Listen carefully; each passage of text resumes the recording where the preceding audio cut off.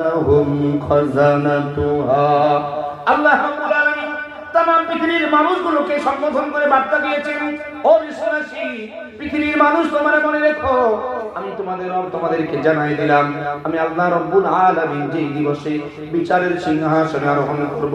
মুসলমান ভাইরা আমার, আমি আপনাকে যেই কথাগুলো বোঝানোর চেষ্টা করতেছি একটু অন্তর দিয়ে বোঝেন, আশা করি আপনি কামিয়াবি হতে পারবেন। আমার রব আমাদের জন্য বার্তা দিয়েছেন, ও পৃথিবীর মানুষ, আমি যেই দিবসে তোমাদের থেকে হিসাব গ্রহণ করব, আমি আল্লাহ যেদিন বিচারের সিংহাসনে গ্রহণ করব, আমার সিংহাসনে আসন গ্রহণ করার পর আমি একটা সম্প্রদায়কে টার্গেট করে বলবো, ইরা জাহান্নামা যুমারা, এরা জাহান্নামী। সঙ্গে সঙ্গে আমার জাহান্নামের দায়িত্বশীল ফেরেশতা যারা, তাদের হাতে এবং পায়েতে জাহান্নামের বেড়ি লাগায় দিবে। ও মুসলমান বন্ধু, জগৎ বিখ্যাত মুফাসসির হাফেজ ইবনে কাসির রাহমাতুল্লাহ আলাইহি লিখতেছেন, যেমন নাকি পৃথিবীতে মানুষ অপরাধ করলে তার নামে যদি পুলিশ স্টেশনে কমপ্লেইন দায়ের করা হয়, পুলিশ যেমন তাকে অ্যাটাক করে, গ্রেফতার করে, তাকে লকআপে ভরে দেয়, ঠিক তদ্রূপ একইভাবে আল্লাহর পক্ষ থেকে যখনই ঘোষণা আসবে ইলা জাহান্নামা যুমারা, এরা সকলেই জাহান্নামী, সঙ্গে সঙ্গে আল্লাহর ফেরেশতারা তাদেরকে হাতে এবং পায়ে জাহান্নামের বেড়ি লাগায় দিবে। জাহান্নামের বেড়ি লাগিয়ে তাদেরকে টেনে টেনে জাহান্নামের দরজার সম্মুখে নিয়ে যাওয়া হবে। জাহান্নামের দরজার সম্মুখে ওই জাহান্নামী বান্দা বান্দীগুলোকে দাঁড় করিয়ে আল্লাহর ফেরেশতারা জিজ্ঞাসা করতে থাকবে, আলাম ইয়াতিকুম রুসুলুম মিনকুম ইয়াতলুনা আলাইকুম আয়াতি রাব্বিকুম ওয়া ইউনযিরুনাকুম লিকা ইয়াউমিকুম হাযা। জাহান্নামী বান্দা বান্দীগুলোকে আল্লাহর ফেরেশতারা ডেকে ডেকে জিজ্ঞাসা করবে, ওরে জাহান্নামী, ওরে জাহান্নামী, আজকে জাহান্নামের দরজার সম্মুখে দাঁড়ায় রয়েছো, বলো বলো, পৃথিবীতে 100 বছর তোমার হায়াত দেওয়া হয়েছিল, পৃথিবীতে 50 বছর তোমার হায়াত ছিল, পৃথিবীতে 20 বছর তোমার হায়াত ছিল, এই দীর্ঘ হায়াতে জিন্দেগিতে তুমি কি কোনো নবী রাসূল পাও নাই? তুমি কি কোনো সত্যবাদী পাও নাই? তুমি কি কোনো আলেমে দ্বীন পাও নাই? যারা তোমাকে আল্লাহ সম্পর্কিত বর্ণনা শুনিয়েছে, যারা তোমার আল্লাহর একত্ববাদের কথা শুনিয়েছে, যারা তোমাদেরকে দ্বীন সম্পর্কিত বর্ণনা শুনিয়েছে, মুসলমান বন্ধু আমার, আল্লাহর কসম, কোরআনের বর্ণনা, জাহান্নামের দরজার সম্মুখে দাঁড়িয়ে দাঁড়িয়ে এই জাহান্নামী বান্দা বান্দীগুলা আল্লাহর ফেরেশতাদেরকে সম্বোধন করে সেই দিন বলতে থাকবে, ক্বালু বালা ওয়ালাকিন হাক্কাত কালিমাতুল আযাবি আলাল কাফিরিন। জাহান্নামী বান্দা বান্দীগুলাকে আল্লাহর ফেরেশতাদের ডেকে ডেকে বলবে, ওগো আল্লাহর ফেরেশতারা, পৃথিবীর জিন্দেগিতে নবী রাসূল পেয়েছিলাম, সত্যবাদী পেয়েছিলাম, আলেমে দ্বীন পেয়েছিলাম, তারা আমাদেরকে শুনিয়েছিল অস্বীকারীদের উপরে ভয়াবহ আযাবের বর্ণনা আমরা শুনেছিলাম, কিন্তু তাদের কথাগুলোকে আমরা মান্যতা দেই নাই, তাদের কথাগুলোকে আমরা গ্রান্টেড করি নাই, তাদের কথাগুলো মেনে আমরা আমাদের জীবন পরিচালনা করি নাই। মুসলমান ভাইরা আমার, যখনই জাহান্নামীরা এমন স্বীকারোক্তি প্রদান করবে, সঙ্গে সঙ্গে আল্লাহর ফেরেশতারা ওই জাহান্নামী বান্দা বান্দীগুলোকে তিরস্কার করতে থাকবে আর বলবে, কিলা দুখুলু আবওয়াবা জাহান্নাম খালিদিনা ফিহা। জাহান্নামের দরজার সম্মুখে দাঁড়িয়ে তারা যখন স্বীকারোক্তি দেবে, ক্বালু বালা, হ্যাঁ আমরা নবী রাসূল পেয়েছিলাম, সত্যবাদী পেয়েছিলাম, আলেমে দ্বীন পেয়েছিলাম, ওয়ালাকিন হাক্কাত কালিমাতুল আযাবি আলাল কাফিরিন, অস্বীকারীদের উপরে এই যে ভয়াবহ আযাব, এই বর্ণনা তারা আমাদেরকে দিয়েছিল, কিন্তু আমরা তাদের কথাগুলোকে গ্রহণ করি নাই, তাদের কথাগুলোকে আমরা মান্যতা দেই নাই। ফেরেশতারা বলবে, রে হতভাগা, যখন নবী রাসূল আলেম ওলামা সত্যবাদীদেরকে তাদের সংস্পর্শে গিয়েও তারা তোমাদেরকে শুনিয়েছে, তাও যখন তোমরা বুঝতে শিখো নাই, তোমরা যখন সেই তাদের কথাগুলোকে গ্রহণ করো নাই, হতভাগা, তোমাদের ঠিকানা হলো জাহান্নাম, যাও, এটাই তোমাদের জন্য চিরকালের আবাসস্থল। হাজির মাজলিস, আল্লাহ না করুক এইরকম সিচুয়েশন যদি আমাদের কারোর এসে যায়, সেদিন কি পালানোর কোনো রাস্তা থাকবে? এই কথা বলেন, পালানোর কোনো রাস্তা থাকবে? না, সেদিন পালিয়ে আপনি কোথাও যেতে পারবেন না। অতএব ভাই আমার, আপনার পা দুখান বাড়ায় দেন, পা ধরে বলছি এখনো সুযোগ রয়েছে, ফিরে আসেন, নিজের জীবনটাকে পরিবর্তন করেন। কেন না, আপনার রব বলেছেন লিয়াবলুয়াকুম, আমি তোমাদের থেকে পরীক্ষা নেব। আর এই পরীক্ষার জন্যই এই পৃথিবী। ভাই আমার, যে কথা বলতে যে এতদূর আগাই নিতেছি, ও মুসলমান, আল্লাহ নবী হযরত আয়েশাকে ডেকে ডেকে বলতেছেন, আয়েশা, হাসরের ময়দানটা কঠিন একটা ময়দান, যেই দিবসে মানুষ নিজেকে বাঁচানোর জন্য দৌড়াতে থাকবে, একটু পানি পান করার জন্য মানুষ দৌড়াদৌড়ি করবে, একটু ছায়ার জন্য মানুষ গোটা ময়দানটা ছোটাছুটি করতে থাকবে। আয়েশা রে, যেই দিবসে মা তার গর্ভধারণকারিণী সন্তানকে চিনবে না, আমি মুহাম্মদুর রাসূলুল্লাহ সাল্লাল্লাহু আলাইহি ওয়াসাল্লাম, আমি আমার উম্মতগুলোকে চিনতে পেরে যাব। হযরত আয়েশা বললেন, ইয়া রাসূলুল্লাহ, কিভাবে সম্ভব? মা যখন তার ছেলেকে চিনবে না, আপনি মুহাম্মদুর রাসূলুল্লাহ কেমনে আপনার উম্মতগুলোকে চিনবেন? নবী বললেন, আয়েশা, আমার উম্মতদেরকে কেমনে চিনবো তার দৃষ্টান্ত তোমায় দিতেছি, একটু ভালো করে শোনো। ও আয়েশা, পৃথিবীর কোন একটা জায়গায় যদি 100 ঘোড়া একত্রিত করে তোমাকে বলি গুনতি করো, তুমি কি পারবে? উম্মুল মুমিনিন বললেন, ইয়া রাসূলুল্লাহ, এটা কমন জিনিস, সহজ ব্যাপার, আমি গুনতে পারবো। নবী বললেন, আয়েশা, ওই 100 ঘোড়ার মধ্যে 99টা ঘোড়া যদি লাল থাকে আর একটা হয় সাদা, তুমি কি দূর থেকে সাদাটাকে চিহ্নিত করতে পারবে? হযরত আয়েশা বলেন, হুজুর, লাল আর সাদার মধ্যে মিশ্রণ ঘটে না, লাল সাদা সবসময় আলাদা হয়। নবী গো, লালের ভিতরে একটা সাদা থাকবে, আমি যত দূর থেকে দৃষ্টি দেই না কেন, আমি সহজেই সাদাটাকে চিহ্নিত করতে পারবো। আমার নবী বলছেন, আয়েশা, হাসরের ময়দানে আদম সফিউল্লাহ থেকে নিয়ে কিয়ামত পর্যন্ত আগত সব মানুষ যদি একত্রিত হবে, সব নবীর উম্মত যদি একসঙ্গে দাঁড়াবে, আমি মুহাম্মদুর রাসূলুল্লাহ সব নবীর উম্মতের ভিতর থেকে আমার উম্মতের চেহারা দেখে দেখে চিনে নেব। বলেন সুবহানাল্লাহ। উম্মুল মুমিনিন প্রশ্ন করলেন, ইয়া রাসূলুল্লাহ, আল্লাহ বুঝি সেই দিনে আপনার উম্মতের চেহারা আলাদা করে দেবেন, যে আপনি আপনার উম্মতের চেহারা দেখে চিনতে পারবেন? ভাইরা আমার, আল্লাহর নবী মুহাম্মদুর রাসূলুল্লাহ সাল্লাল্লাহু আলাইহি ওয়াসাল্লাম, নবী আমার সেদিন আয়েশাকে ডেকে ডেকে বলেছিলেন, ও আয়েশা, আগে তো বলো আমার উম্মত কারা? মুসলমান ভাইরা আমার, প্রথম হাদিস শুনে আপনি আনন্দিত হয়েছেন, আখির নবীর উম্মত যারা, তারা সবাই জান্নাতি। এই হাদিসের বর্ণনা একটু মনোযোগ দিয়ে শুনে নেন। আমার নবী আয়েশাকে প্রশ্ন করলেন, আয়েশা, আগে তো বলো আমার উম্মত কারা? হযরত আয়েশা দেখে দেখে বলতেছেন, ইয়া রাসূলুল্লাহ, আপনার উম্মত তো তারা যারা আপনাকে নবী বলে বিশ্বাস করেছে, যারা আপনাকে নবী বলে স্বীকৃতি দান করেছে। আমার নবী বললেন, আয়েশা, না না, শুধু যারা আমাকে নবী বিশ্বাস করবে তারাই আমার উম্মত না।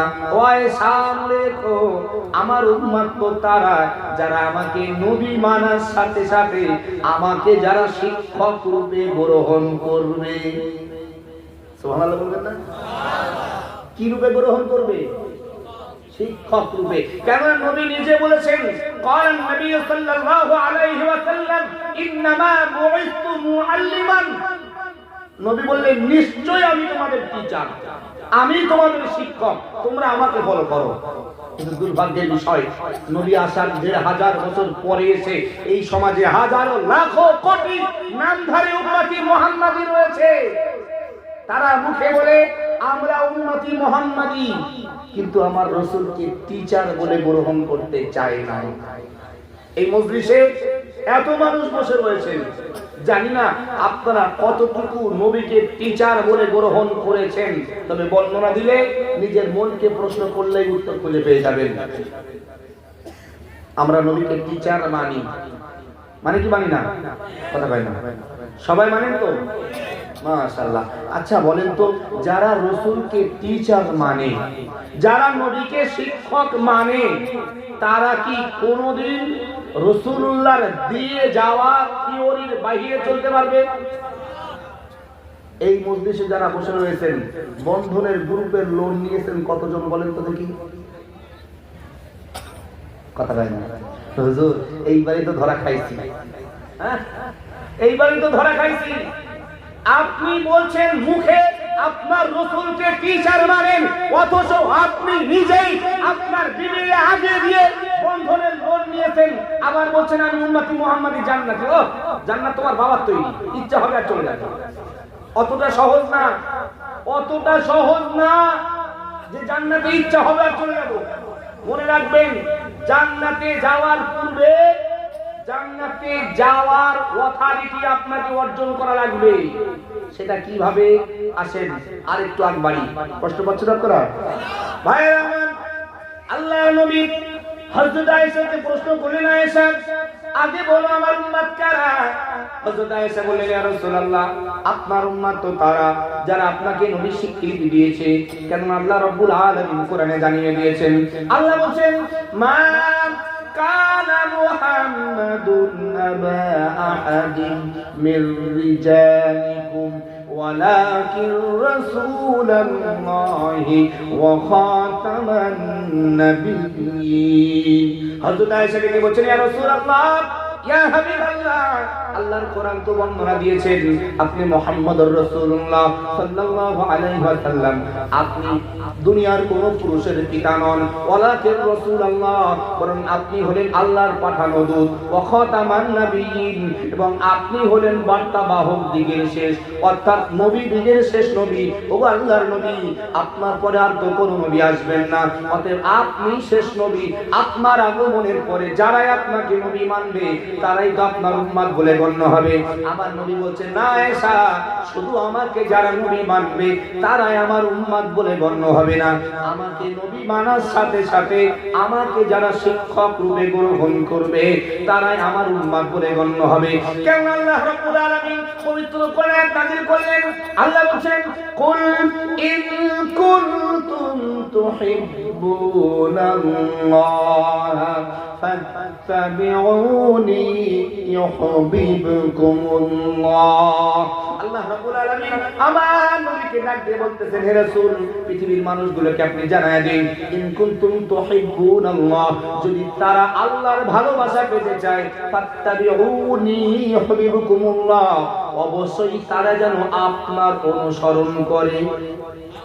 আজকের আমার সমাজে এই আয়াতের অপব্যাখ্যা হয়, জানি না আপনাদের এখানে এরকম হয় কিনা। এই আয়াতটার অপব্যাখ্যা করা হয় যে আল্লাহ বলেছেন যদি আল্লাহর ভালোবাসা পেতে চাও নবীকে ভালোবাসো, অথচ আল্লাহ বলেছেন ফাত্তাবিউনি ইউহিব্বুকুমুল্লাহ, ফাত্তাবিউনি, আমার রাসূলের অনুসরণ অনুকরণ নবীর ইত্তেবা করা লাগবে। আমরা বলি নবীর ভালোবাসা, আর নবীর ভালোবাসা দেখাতে যে রবিউল আউয়াল মাস আসলে সর্বনাশ। এলাকায় হয়তো জানি না, আমাদের ওইদিকে ঢাক ঢোল নিয়ে সেজা কারবার বলে আমি নবীর ভালোবাসি, নবীর জন্মদিন, তাই নবীর জন্মদিন পালন করে ঢোল বাজাচ্ছি। নাউজুবিল্লাহ। ভাইরা আমার, এলাকায় যদি এরকম কিছু থেকে থাকে একটু মনোযোগ দিয়ে বোঝেন। আমি কিন্তু বলছি না যে নবীর মুহাব্বত দেখানো যাবে না, অবশ্যই নবীর ভালোবাসা অন্তরে রাখেন, তবে সেই ভালোবাসাটা ভালোবাসার মতো হওয়া লাগবে, নবীর ইত্তেবা করা লাগবে, রাসূলের অনুসরণ করা লাগবে। আজকে নবীকে ভালোবাসতে যেয়ে বাবার থেকে পীর সাহেবের মানটাকে বাড়াই দিতেছেন বেশি। ভুল বলছি? নিজের গর্ভধারণকারিণী মা, যেই মাকে ভাত দেওয়ার মতো সদিচ্ছা ছেলে থাকে না, সেই ছেলেটাই আবার পীর সাহেবের হাতে 20,000 টাকা হাদিয়া দেয়। কেন? না পীর সাহেবের টাকা দিলে পীর সাহেব জান্নাতে নিয়ে যাবে। আরে বেটা, পীর সাহেব নিজের জান্নাতে যাবে তার কোনো গ্যারান্টি আছে? কথা বলি, ভুল বলছি? আমি মৌলভী আব্দুর রহমান আজকে আপনার এখানে ওয়াজ করতে এসেছি। আপনারা ভাবতেছেন কলকাতা থেকে এসেছে, ও হুজুরকে যদি ভালো মন্দ খুব সুন্দর করে খাওয়ায়, হুজুরের হাদিয়া বেশি দেয়, হুজুর মনে হয় আমাদের জান্নাতের সঙ্গে করে নিয়ে যাবে। বেটা, আমি মৌলভী আব্দুর রহমান সেদিন জান্নাত পাবো কিনা তার কোনো গ্যারান্টি নাই। আমি আপনার জান্নাত কেমনে হবো? কথা বোঝাতে পারছি? আমার সমাজ ব্যবস্থা এতটাই রসাতলে গিয়েছে, এতটাই নিম্নমুখী হয়েছে, এই সমাজ মনে করে মৌলবীদের সঙ্গে একটু ভালো খুব সুন্দর করলেই আমি জান্নাত পেয়ে যাব। না, ওরা আমার সঙ্গে সুসম্পর্ক রাখেন, হাদিস শরীফের বর্ণনা। ওরা আমাদের সঙ্গে সুসম্পর্ক রাখেন, তার বদলা পাবেন, তবে শর্ত আল্লাহর পক্ষ থেকে পুরস্কার তো সেই পাবে যার ভিতরে ঈমান থাকবে। আমার যদি ঈমান না থাকে, আমি যতই মৌলবীর তেল মাখাই, জান্নাত পাবো? কথা কয় না ভাইরা আমার, গভীর মনোযোগ দেন। আমার নবী হযরত আয়েশাকে ডেকে বলতেছেন, আয়েশা, আমার উম্মত হবে তারা যারা আমাকে নবী মানার সাথে সাথে শিক্ষক রূপে গ্রহণ করবে। ও আয়েশা, মনে রেখো, আমার উম্মতেরা আমাকে টিচার মেনে আল্লাহর পরীক্ষায় উত্তীর্ণ হওয়ার জন্য, হাসরের ময়দানে আল্লাহর পরীক্ষায় পাস করার জন্য আমার দেওয়া সাজেশনটাকে আঁকড়ে ধরবে। রাহমাতাল লিল আলামিনের হাজার বছর আগে সাজেশন দিয়েছেন। ক্বালান নবী সাল্লাল্লাহু আলাইহি ওয়াসাল্লাম, বাইনাল আরদি ওয়া বাইনাল কুফরি তারকুস সালাহ। নবী আমার পৃথিবীর মানুষগুলোকে জানায় দিলেন, ও পৃথিবীর মানুষ, মনে রেখো, আমি তোমাদের পয়গম্বর বলে দিলাম, এই পৃথিবীর জমিনে ঈমানদার আর বেঈমানের পার্থক্য একটা। বাইনাল আরদি ওয়া বাইনাল কুফরি, ঈমানদার আর বেঈমান, এই দুইটার পার্থক্য তারকুস সালাহ, শুধুমাত্র নামাজ পরিত্যাগ করা, কেবলমাত্র নামাজ ছেড়ে দেওয়া। মুসলমান ভাইরা আমার, আমার নবী রাহমাতাল লিল আলামিন দয়ার নবী আয়েশাকে ডেকে ডেকে বলতেছেন, আয়েশা, আমার উম্মত যারা হবে আমাকে নবী মানার সাথে সাথে আমাকে শিক্ষক রূপে গ্রহণ করবে। ও আয়েশা, আমাকে তারা শিক্ষক রূপে গ্রহণ করে আল্লাহর পরীক্ষায় উত্তীর্ণ হওয়ার জন্য তারা আমার সাজেশনটাকে আঁকড়ে ধরবে। আয়েশা রে, আমার সাজেশনটাকে আঁকড়ে ধরতে এক ফার্স্ট প্রাথমিক পর্যায়ে তারা 5 ওয়াক্ত নামাজ কায়েম করবে। কি করবে? কথা হয় না, 5 ওয়াক্ত নামাজ কায়েম করবে। একটু আগে এই মজলিসে আমরাই তো আনন্দিত হয়েছিলাম, আখিরি নবীর উম্মত আমরা জান্নাতি। কথা হয় না, হয়েছিলাম না হয়নি? এখন নিজের মনকে প্রশ্ন করেন, নবী বলেছেন যারা উম্মতি মুহাম্মাদি তাদের প্রাথমিক কাজ হবে 5 ওয়াক্ত নামাজ কায়েম করা। কয়জন আছেন উম্মতি মুহাম্মাদি? এইবারে বলেন কয়জন? হুজুর, নামাজ তো পড়ি, সপ্তাহে একদিন হলেও তো মসজিদে যাই। সপ্তাহে একদিন মসজিদে যেয়ে আবার তুমি জান্নাতে যাবে? ওই স্বপ্ন দেখা ভুলে যাও, এখনো সময় রয়েছে, ফিরে এসো। নবী বলেন আমার উম্মত তারা যারা আল্লাহর পরীক্ষায় পাস করার জন্য আমার সাজেশনটাকে গ্রহণ করবে, আর আমার সাজেশন মোতাবেক প্রাথমিক পর্যায়ে 5 ওয়াক্ত নামাজ তারা কায়েম করবে। ও আয়েশা, এই 5 ওয়াক্ত নামাজ কায়েমের আগে তারা কোরআনের বিধানটাকে মানবে। আল্লাহ রাব্বুল আলামিন সেই জন্য কোরআনে নাযিল করলেন। আল্লাহ বলেন, ইয়া আইয়ুহাল্লাযীনা আমানু ইযা কুনতুম ইলাস সালাহ। আল্লাহ রাব্বুল আলামিন শুধুমাত্র ঈমানদারগুলোকে টার্গেট করলেন। আল্লাহ গোটা পৃথিবীর মানব জাতিকে বলেন নাই, শুধু ঈমানদারদেরকে ডেকে বলতেছেন, ও ঈমানওয়ালা, ও বিশ্বাসী বান্দা বান্দি, ইযা কুনতুম ইলাস সালাহ, যখন তোমরা নামাজের জন্য তৈরি হবে, যখন তোমরা নামাজের জন্য দাঁড়িয়ে যাবে, ফাবশিরু উজুহাকুম, তোমরা তোমাদের মুখমণ্ডল ধৌত করে নেবে। ও আইদিয়াকুম ইলাল মারাফিক, 2 হাতের কনুই পর্যন্ত ধৌত করে নেবে। ওয়ামসাহু বিরুউসিকুম, তোমরা তোমাদের মাথা মুছা করে নেবে। ওয়া আরজুলাকুম ইলাল কাবাইন, তোমাদের পা দুখানি তোমরা ধৌত করে নেবে। মুসলমান ভাইরা আমার, আমার নবী হযরত আয়েশাকে ডেকে ডেকে বলতেছেন, ও আয়েশা, আমার উম্মত যারা হবে 5 ওয়াক্ত নামাজ কায়েমের পূর্বে কোরআনের কথা মতো তাদের শারীরিক অঙ্গ প্রত্যঙ্গ ধৌত করবে, অর্থাৎ ওযু বানাবে। ও আয়েশা, মনে রেখো, আমার যে উম্মত নামাজের জন্য ওযু বানাবে, আল্লাহ রাব্বুল আলামিন হাশরের ময়দানে তাদের চেহারায় আল্লাহ নূর দিয়ে উজ্জ্বল বানায় দিবে। আয়েশা, তাদের চেহারায় আল্লাহ নূর দিয়ে উজ্জ্বল করে দেবেন। যেমন পৃথিবীতে লাল ঘোড়ার মাঝে সাদা ঘোড়া চিনতে তোমার অসুবিধা হয়নি, আমি মুহাম্মদুর রাসূলুল্লাহ তদ্রূপ একই ভাবে সব নবীর উম্মতের ভিতর থেকে আমার উম্মতগুলোকেও চিনে নিতে অসুবিধা হবে না। আজের মজলিস, এখন প্রশ্ন, উম্মতি মুহাম্মাদীর চেহারায় আল্লাহ নূর দেবেন, সেটা কাদের? কাদের? বছরে দুবার যারা মাথায় রুমাল বেঁধে ফাঁকা মাঠে দিয়ে সেজদা দেয় তাদের কথা কয় না? হ্যাঁ, এই মজলিসে অনেক পার্টি আছে, একটা টুপিও চটে না, রুমাল বাঁধে, রুমাল ফাঁকা মাঠে দিয়ে সেজদা দেয় বছরে দুবার, আবার বলে আমরা মুসলমান। কোন হিসাবে আপনি নিজেকে মুসলমান দাবি করেন? সপ্তাহে একদিন জুমায় মসজিদে যায়, বলে আমি পাক্কা মুসলমান, আমার ঈমান তাজা। ঈমান তাজা? পাঁচ ওয়াক্ত নামাজ যেটা তোমার জন্য অপরিহার্য, প্রত্যেকদিন সেগুলোকে বুড়ো আঙুল দেখাচ্ছ, আবার বলতেছ আমি টাটকা ঈমানদার।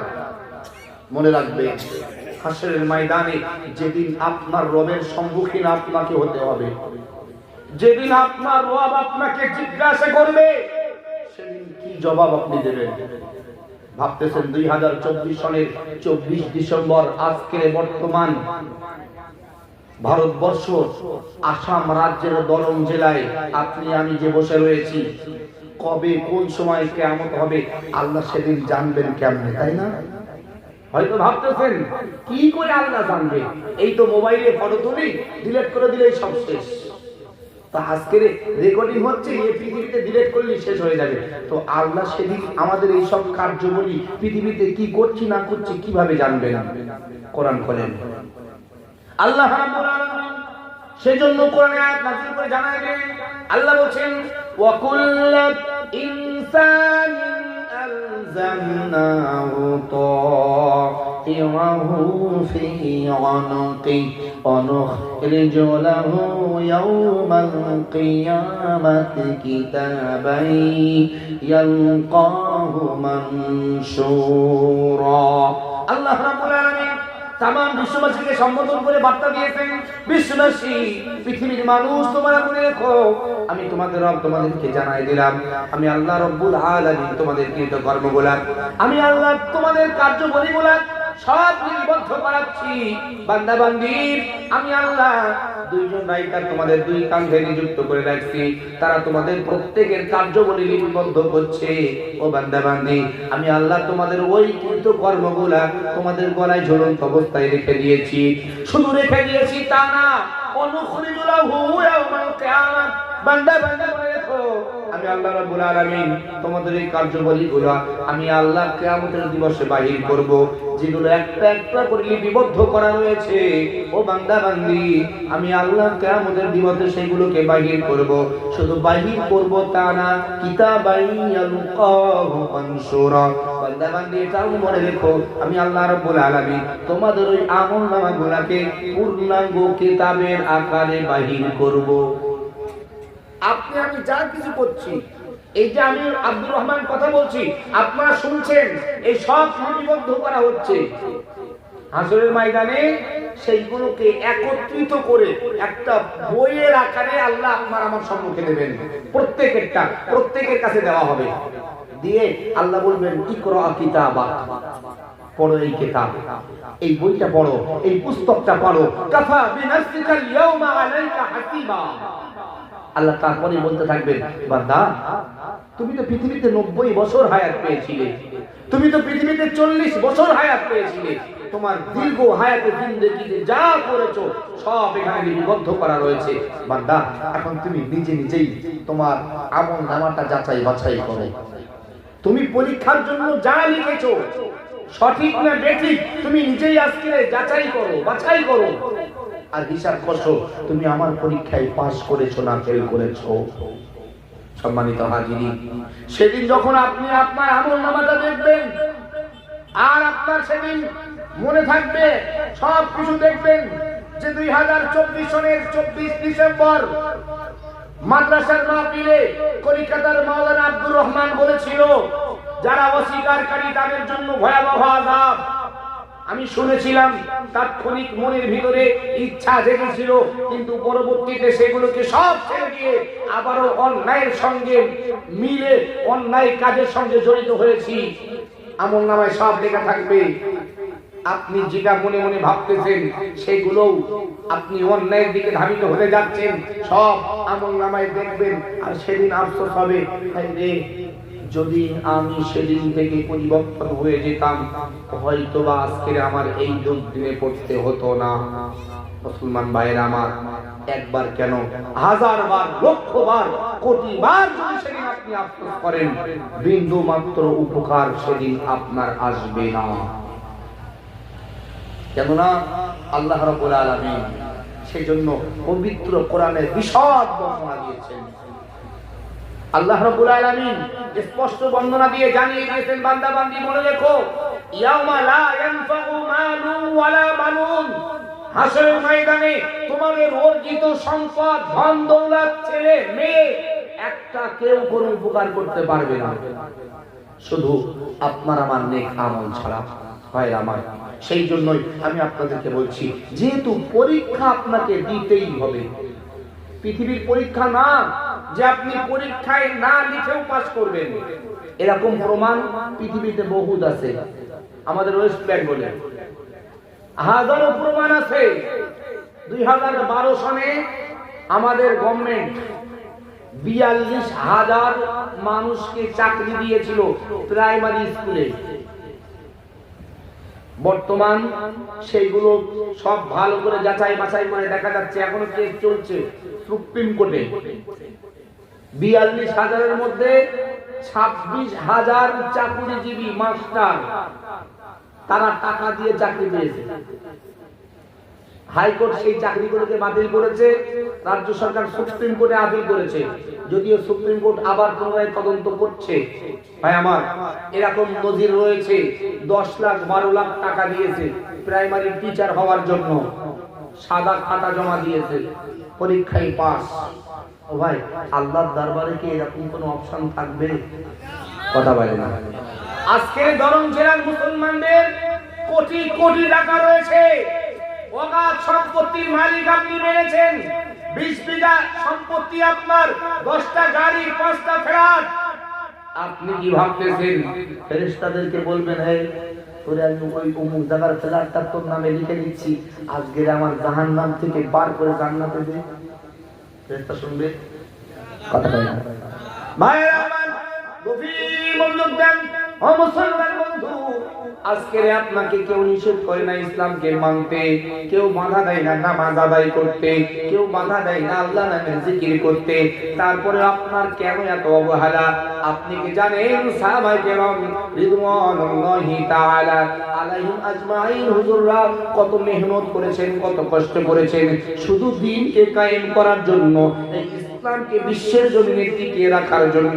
মুসলমান ভাইরা আমার, তারা আমার নবীকে কেমন টিচার মেনেছেন, আমার রাসূলকে কেমন শিক্ষক হিসাবে তারা গ্রহণ করেছেন, একটুখানি হাদিস শরীফের বর্ণনা আপনাকে দিয়ে যায়।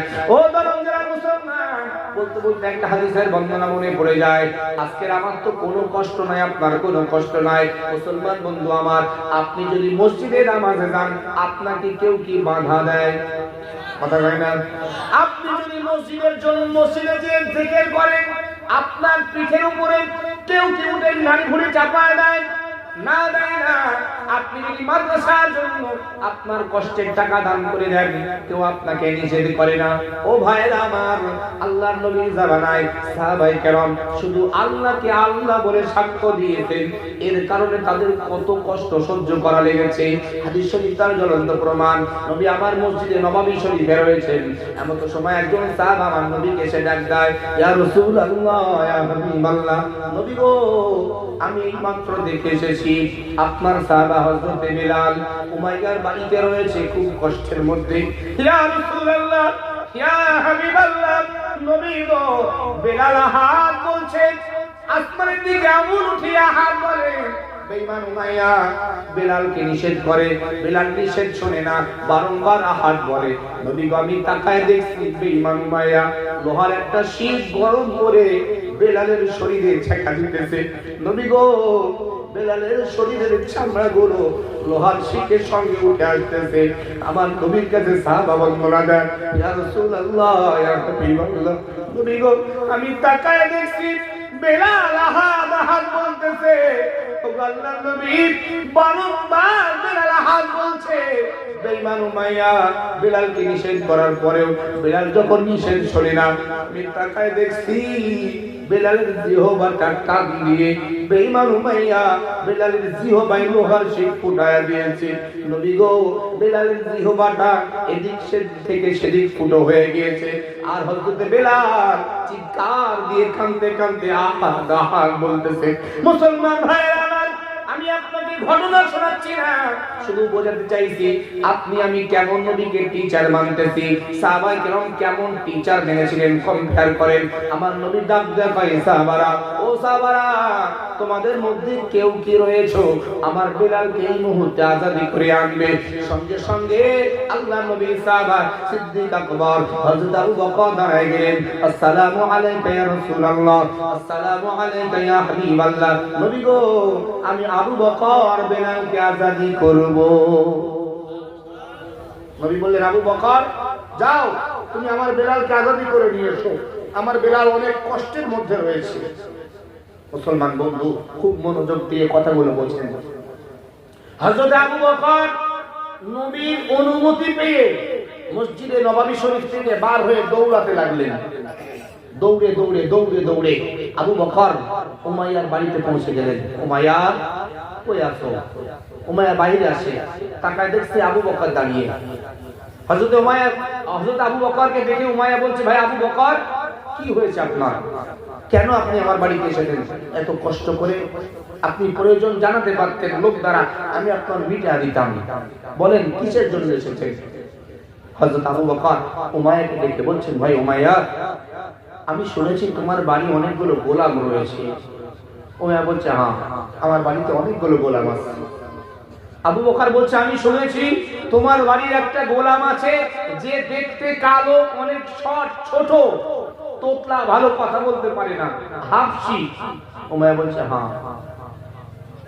আবু বকর বলছে, ভাই উমাইয়া, আমি তোমার ওই গোলামটাকে খরিদ করতে চাই। আবু বকর একজন বুদ্ধিজীবী, জ্ঞানী, ভালো ব্যবসায়ী।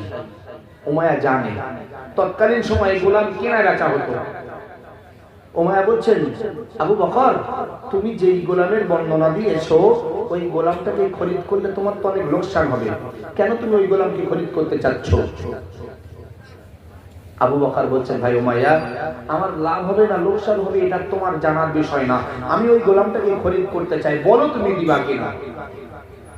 বেঈমান উমাইয়া খুব বুদ্ধিমান ছিল, সে বুঝতে পেরেছে যে আবু বকর এত জোরাজুরি যখন করছে, নিশ্চয়ই এর পিছনে কোনো রহস্য আছে।